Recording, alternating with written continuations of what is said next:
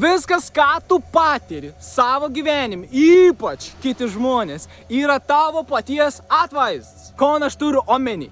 Įsivaizduok dabar, susitinksi kažkokį žmogų, tas žmogus kažkom pasako, kur tau nepatieka ir viskas. Tavo ego įsijung, emocijos prasideda judėti ir tu jauties blogiau, kur tu nesitikėjai, kad tu galėjai pasijosti, ar tas žmogus nors galėtų pasakyti, kad tu būtent pasijostum. O ko tas reiškia? Jeigu tu pasijuta, tai ir atvaizdas tau pastebėti, sakyti, o, šitas ir kažkoks limituojantis įsitikinims, kuris man sako, kad šis žmogus galėčiau man dabar įžeisti ir mano ego dabar iškėla ir aš dabar jautus. Gerai. Kodėl aš dabar taip jautus?